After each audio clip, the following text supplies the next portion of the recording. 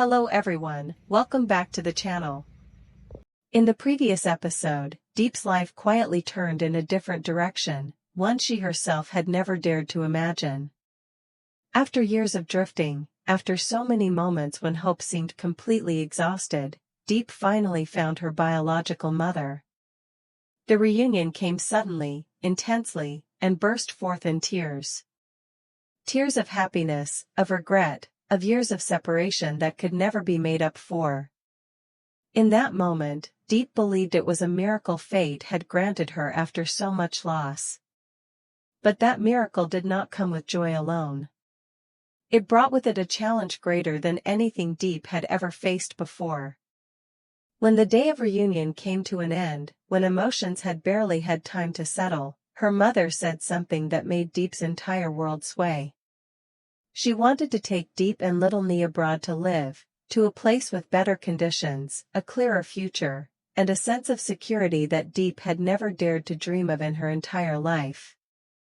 It was not just an offer. It was a new door opening, bright, radiant, and full of promise.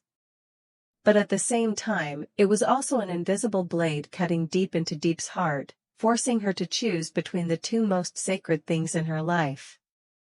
On one side was her biological mother, the woman who carried her for 9 months, who lost her daughter in the upheavals of the past, and who for decades had never stopped searching. On the other side was James, the man who entered Diep's life when she was at her most desperate, pulled her out of her darkest days, gave her a home, a place to lean on, and more than anything, gave her the belief that she deserved to be loved. And today, the story continues from that very painful crossroads.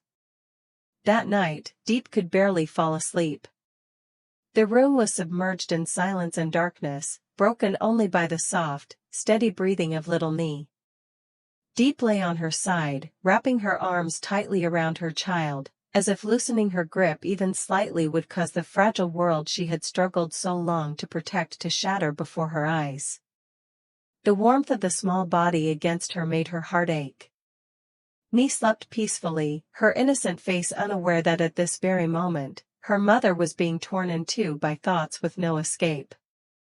In Diep's mind, images kept surfacing one after another, overlapping and chaotic. Her biological mother's choked gaze as she looked at her. The trembling hand holding little Nie's hand. The hopeful voice speaking of a different future.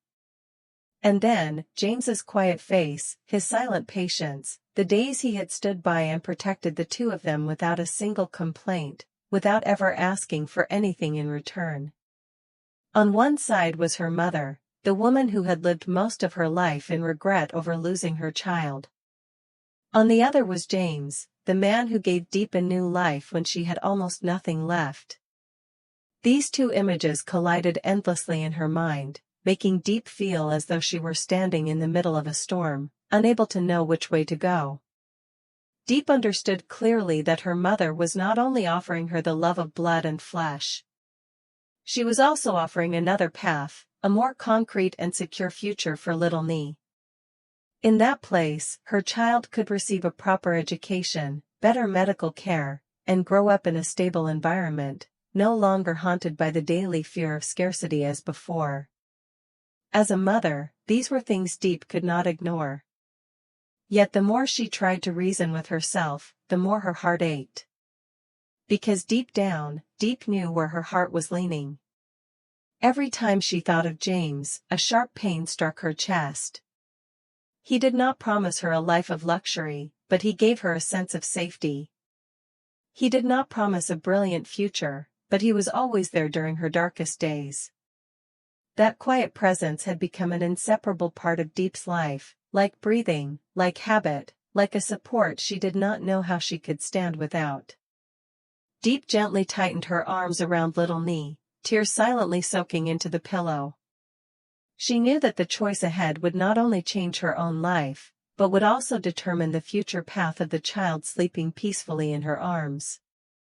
And in that moment, in the stillness of the long night, Diep still could not find an answer for herself. The next morning, James went to the company as usual. Everything felt so familiar that he had no idea that, in just a few hours, his life would stand at a point of no return. He stepped out of the car, adjusted his collar, carrying the calm demeanor of someone long accustomed to pressure and major decisions. In James's mind at that moment, work was still work, numbers, meetings, and plans lining up one after another as always. He didn't know that what awaited him today wouldn't appear on any report. The elevator doors opened. The soft metallic sound echoed, subtle yet enough to make the entire office floor pause. Quiet conversation stopped. A few pairs of eyes instinctively turned toward the door. A middle-aged woman stepped out. She was elegantly dressed, every detail reflecting refinement and the composure of someone used to making decisions. Her posture was straight, her step slow but decisive. Her gaze was sharp and calm, completely unshaken by the unfamiliar surroundings. James looked up, and their eyes met. It lasted only a brief moment, but his heart tightened. He didn't need an introduction. He recognized her immediately. She was Diep's biological mother. She didn't pause to take in the room, nor did she pay attention to the curious stares. She walked straight toward James and stopped in front of his desk. Her voice was gentle yet clear, carrying the confidence of someone who had thought this through carefully. "I'm sorry for coming so suddenly, but I need to speak with you privately." James hesitated slightly, partly from surprise, partly from the tightness in his throat. Still, he maintained his usual courtesy, stood up, nodded lightly, and led her into a small nearby meeting room. The door closed. The space became isolated, so quiet that the steady hum of the air conditioner could be heard. Only the two of them remained, facing each other, no work facades, no polite formalities left. She sat down first, hands clasped together, back straight, eyes fixed on James. Without beating around the bush, without evasion, she said directly, "Diep is my daughter." James didn't deny it. He already knew. But hearing it from her own mouth felt different. His heart jolted, as if a heavy truth, one he had long known, had finally been placed squarely on the table, leaving no room to avoid it. She continued, her voice calm, neither raised nor lowered. "Now that she has found her real family again, I want to take Diep and little Nie abroad. I have the means to give them a better life." James remained silent.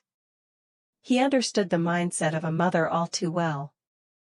He knew that, in her eyes, this wasn't a selfish choice but what she believed was best. And deep down, he also knew, there were things he could never give Diep, no matter how hard he tried. Then her tone shifted. Still gentle, but firmer, no longer a sharing of thoughts, but a clear line being drawn. "You are a good man. But love alone is not enough. Let her go. Don't hold her back." The words fell like an invisible blade, quiet, yet cutting deep. James lowered his head, his hands clenched tightly beneath the table. He didn't argue. Not because he didn't want to, but because the truth was too clear to deny. A long silence followed. The conversation went deeper, but the air between them remained heavy. She looked at him for a moment longer, then spoke again, her voice slower and lower, as if she had prepared herself for what came next. "James, I know you are a CEO. I know you have money, status, and ability." James looked up, slightly surprised. He hadn't expected her to bring that up. But there was no judgment or calculation in her eyes, only the very real, very human worry of a mother who had once lost her child. "But the reason I came here today isn't about money." She paused, took a quiet breath, carefully weighing each word. "In the past few days, I've looked very closely into Diep's life.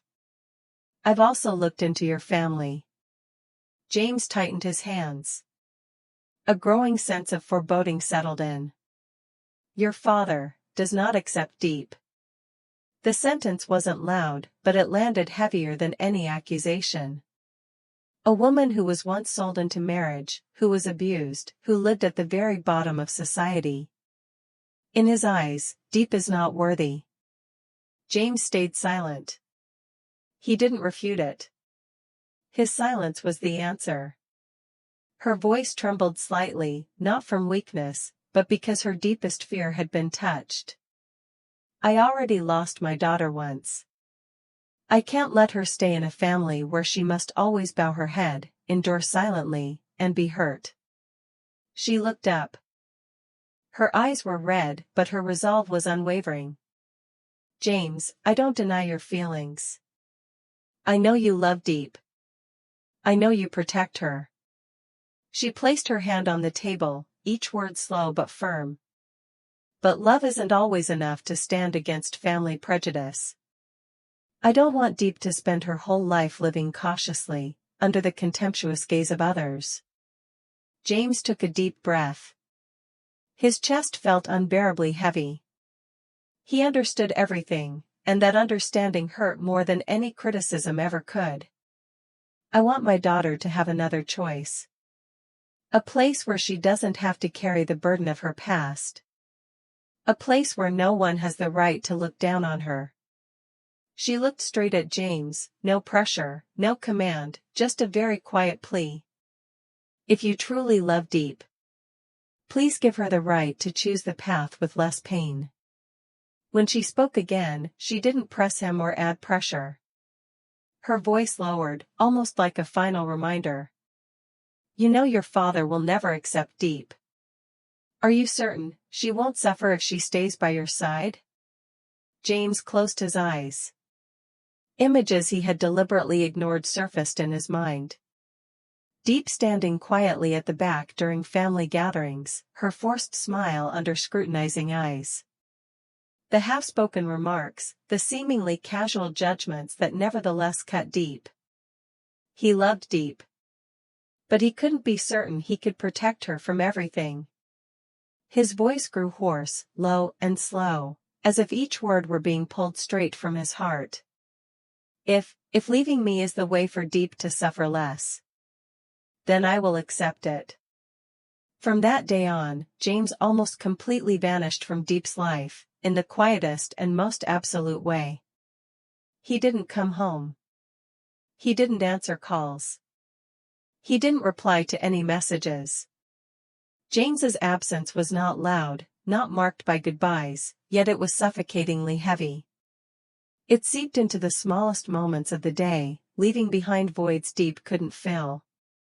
Every morning, when the first sunlight slipped through the window, she would unconsciously turn her head toward the door. That was the place where James used to appear almost every morning, a warm glass of milk in hand, a familiar smile, and the simple question, "You two are up already?" But now, the door remained silent. No footsteps. No sound of keys. No one calling her name or little niece. Diep sat quietly on the bed, staring at the door for a long time, as if waiting just a little longer would make James walk in as though nothing had happened. But time kept moving, and the room still held only three things: herself, little Nie, and a silence that grew heavier by the hour. She called him. Again and again. Each call rang with the familiar tone, then faded away. No rejection, no explanation, only an endless, cold silence that sent sharp pain through Diep's heart. The messages she sent were never read, the words lying still on the screen like things left unsaid, held back at an unreachable distance. But Diep didn't need an explanation. She understood. She understood what her mother must have said.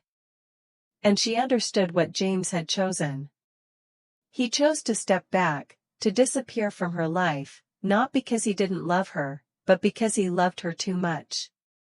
He chose to sacrifice, to let her have peace, even if the price was himself. That understanding didn't ease the pain. It only made it deeper, because Diep knew she couldn't blame him, nor could she hold on to him with selfish pleas. That night, when the city had fallen asleep, Diep sat beside Little Nee's bed. The night light cast a soft glow on the small face sleeping peacefully, long lashes fluttering gently with each steady breath. Diep reached out to stroke her child's hair, her heart tightening. In that moment, she suddenly realized a truth she could no longer deny. She had once thought that home was a place with material security, a safe place for her child. But now, with James gone, the house felt strangely empty. And Diep understood, clearly, without a trace of doubt. Her home was where James was. Not because he was wealthy, not because he protected her, but because with him, she could be herself. She didn't have to bow her head, didn't have to live in fear, didn't have to carry the burden of her past. When Diep told her mother that she chose to stay with James, her mother didn't get angry. No blame. No opposition. No pressure. She simply held her daughter tightly, her arms trembling as if afraid that letting go would make her lose her child once more. Her voice choked with the worry she had carried for so many days. "I'm not afraid of you being poor. I'm only afraid of you being looked down on." Those words made Diep's heart ache. Her mother stroked her hair slowly and gently, as if trying to soothe all the wounds Diep had endured in the past. Her voice grew softer, like a final piece of advice from a mother. "If you choose to stay, I only wish one thing. Don't let anyone make you forget that you deserve respect." Diep looked up. Her eyes were red, but her gaze was firm. Her voice trembled, not with hesitation, but with emotion. "I know you love me. But I want to choose my own life."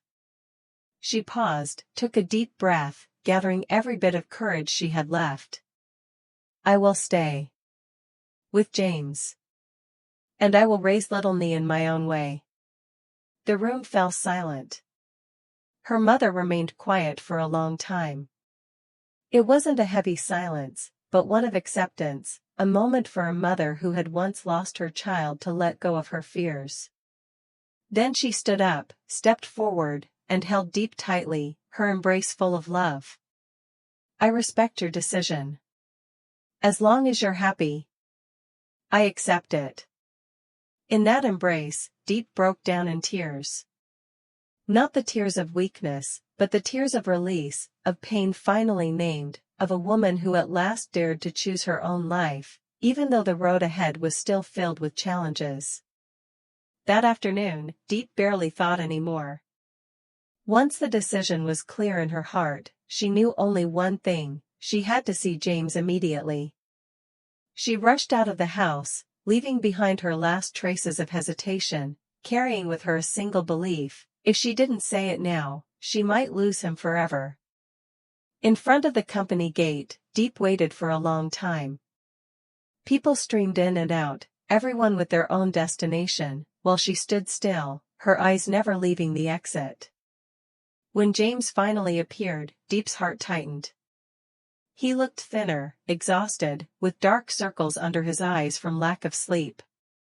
The familiar calmness he once had seemed worn down by days of silence and by forcing himself to stay away. James looked up and met Diep's gaze. He froze for a brief moment, then shook his head slightly, his lips moving as if speaking to himself. "It must be an illusion." Those words pierced Diep's heart. Not giving him a chance to turn away, she rushed forward and wrapped her arms tightly around him with all her strength, as if afraid that if she hesitated for even a second, he would disappear again. "I'm not going anywhere," her voice trembled but was firm. "I choose you." James stood frozen. His entire body stiffened, as if he couldn't yet believe what was happening. Then his arms slowly tightened around Diep, so tightly that both of them trembled. That embrace was not just a reunion, but a release after long days of tension, torment, and silent sacrifice. He held her like someone who had just been pulled up from the depths, afraid that if he let go, everything would vanish once more. They stood like that for a long time. No one said another word.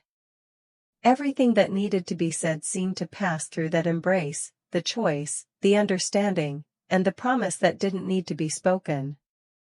The days that followed passed slowly, but more peacefully. Diep's mother prepared to return to her home country. She didn't say much, nor did she revisit her daughter's decision. She quietly packed her luggage, carrying with her the worries of a mother and the respect for her child's choice. At the airport, Diep, James, and little Nee came to see her off. The air was filled with an unspoken sense of longing. When little Nee saw her, she reached out to be held, and the middle-aged woman couldn't hold back her tears.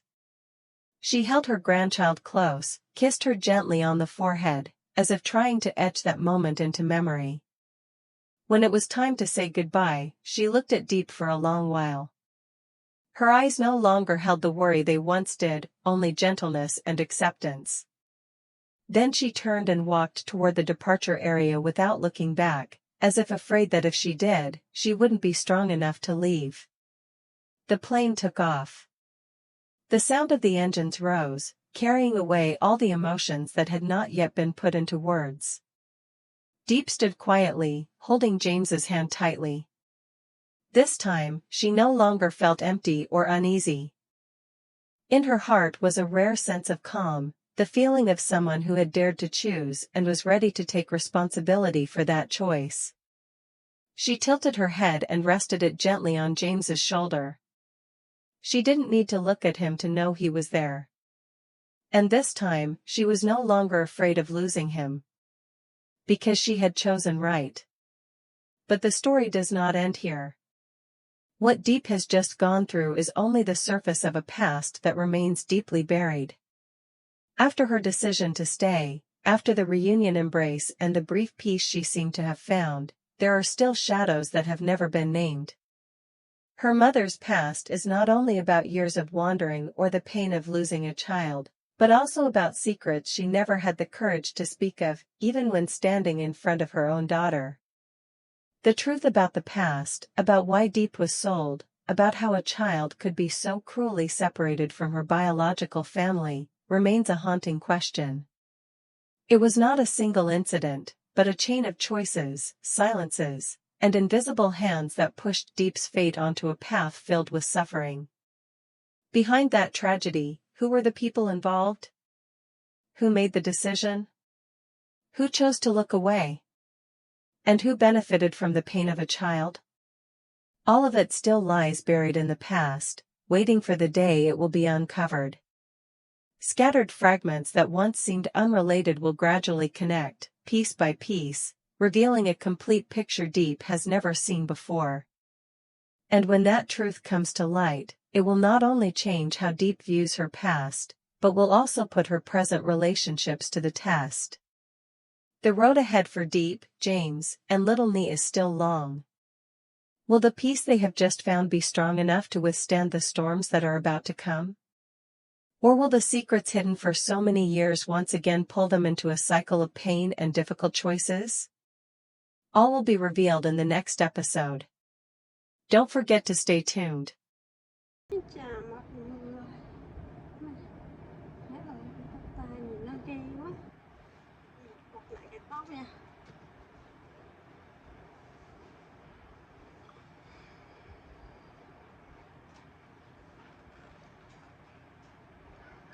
Tóc của mình vẫn là dày lắm rồi này.